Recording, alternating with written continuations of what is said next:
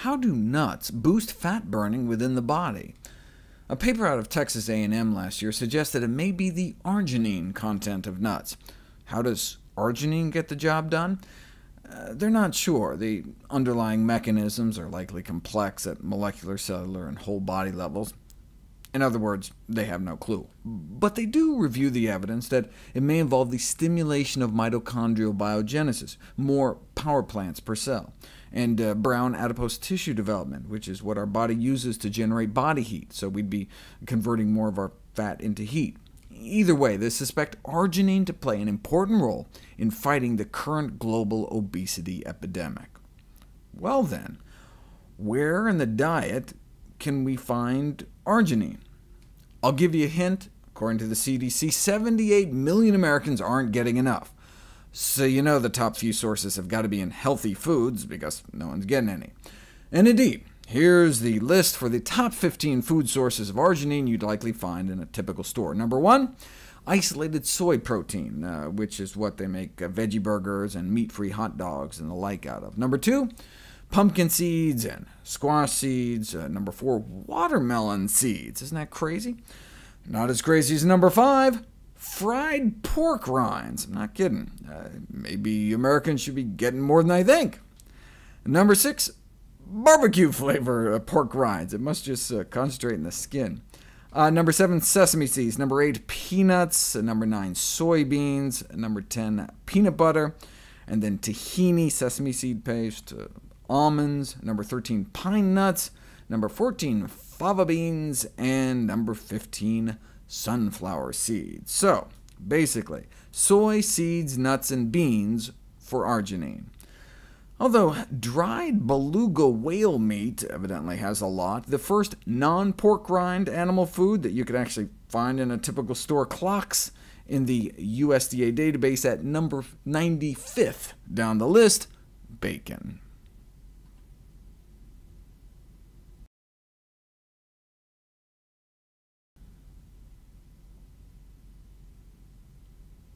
What accounts for the thermogenic effect of nuts, their purported ability to boost metabolism such that one could potentially burn more fat just sleeping or sitting around? An explanation for this rise of resting energy expenditure is not obvious. The Texas A&M folks thought it was the arginine, but others recently suggested it may be a function of the flavonoid phytonutrients in nuts. Based on what kind of evidence? Studies like this. The effects of Concord grape juice on appetite, diet, and body weight. Just as nuts are calorically dense, yet don't seem to cause weight gain, Welch's was keeping their fingers crossed that the same would be found for purple grape juice. They had people guzzle down 2 cups a day for 3 months. Now, you gotta understand, Welch's grape juice has more sugar than Coca-Cola. 2 cups of purple grape juice contains the equivalent of 20 spoonfuls of sugar. The control group was basically given grape Kool-Aid, a substitute grape-flavored drink, same number of calories, same amount of sugar, but just no detectable phytonutrients. So at 2 cups a day, they were giving hundreds of extra calories a day to these people. Surely after 3 months, they'd gain a couple pounds. What do you think they found? The grape-flavored sugar water group did indeed gain a significant amount of weight. How could they not with all that extra added sugar in their diet? But the grape juice people didn't. In fact, are you ready for this? Their waist circumference significantly shrank. They appeared to burn away significantly more tummy fat by drinking grape juice. So maybe there is something to the theory put forth by the nut and green tea people that flavonoid phytonutrients are capable of increasing thermogenesis, heat generation, and fat oxidation. If true, then it's just one more reason to eat nuts and drink green tea, not grape juice. Instead, eat Concord grapes.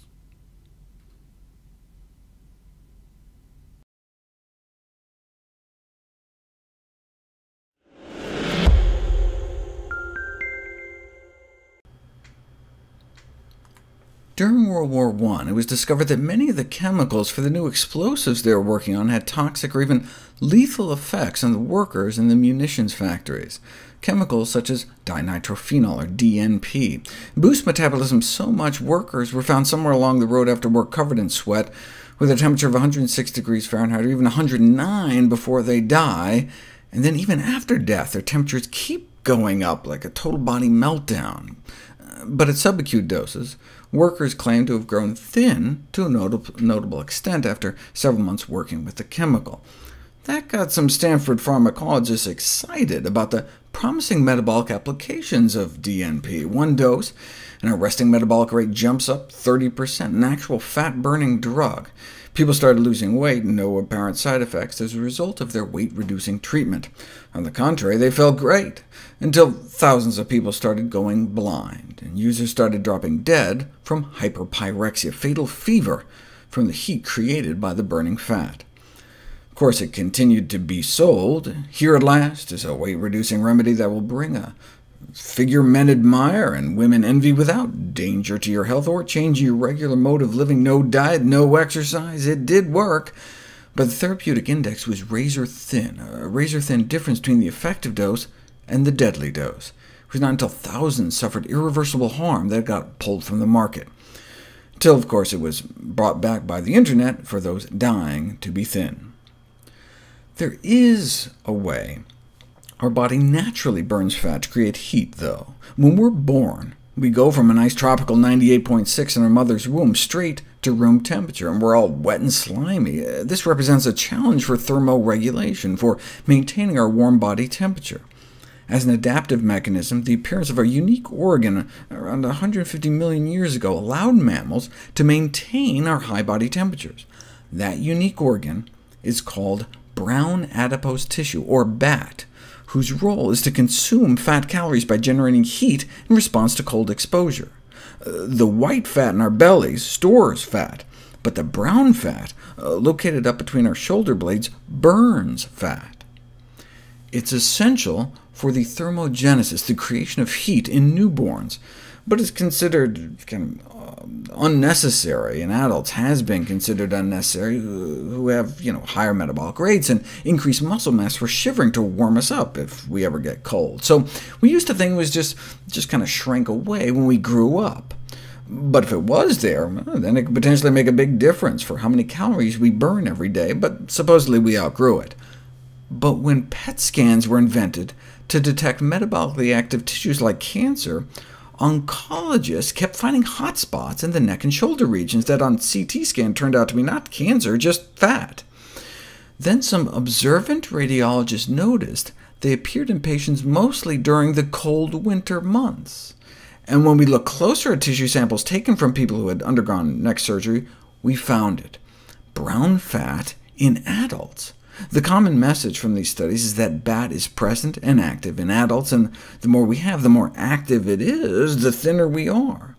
And we can rapidly activate our fat-burning brown fat by exposure to cold temperatures. For example, you hang out in a cold room for 2 hours in your undies and put your legs on a block of ice for 4 minutes every 5 minutes, and you can elicit a marked increase in energy expenditure thanks to brown fat activation.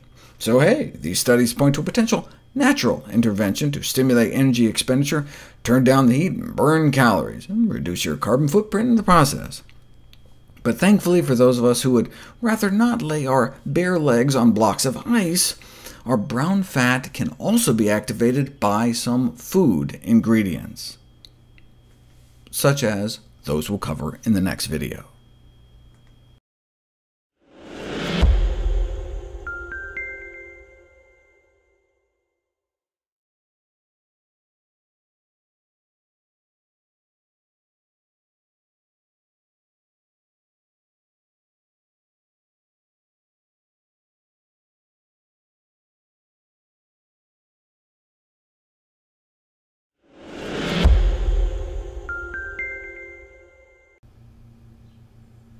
Until about 10 years ago, brown adipose tissue was considered to be biologically active only in babies and small children, generating heat by burning fat.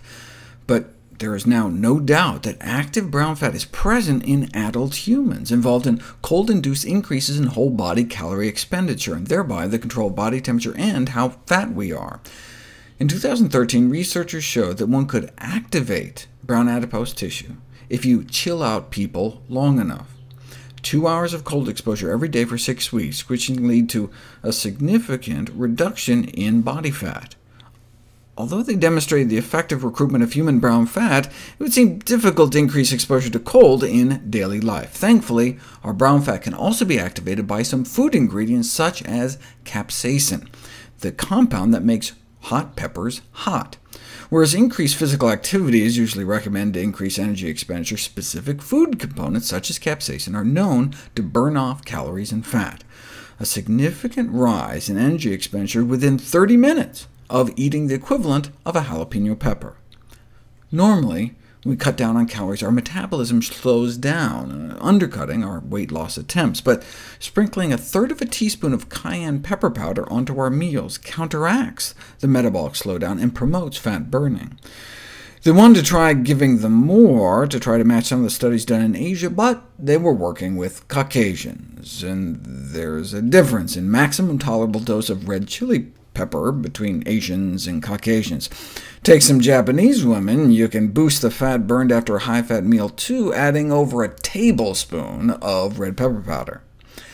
We've known for decades that cayenne pepper increases metabolic rate, but we didn't know how. But now we have studies showing that this class of compounds increases energy expenditure in human individuals with brown fat, but not those without it, indicating that they increase expenditure straight off the bat. And there's all sorts of structurally similar flavor molecules in other foods like black pepper and ginger we expect to activate thermogenesis as well, but they haven't been directly tested. All these results suggest that the anti-obesity effects of pepper compounds are based on the heat-generating activity of recruited brown fat. Thus, repeated ingestion can mimic the chronic effects of cold exposure without having to freeze ourselves. Consumption of spicy foods may help us lose weight, but what about the sensory burn and pain on our tongues, and sometimes in our stomach, as well as further on down? So are our only two options for boosting brown fat to freeze our legs or burn our butts? Arginine-rich foods may also stimulate brown adipose tissue growth and development through a variety of mechanisms, which just means eating more soy foods, seeds, nuts, and beans.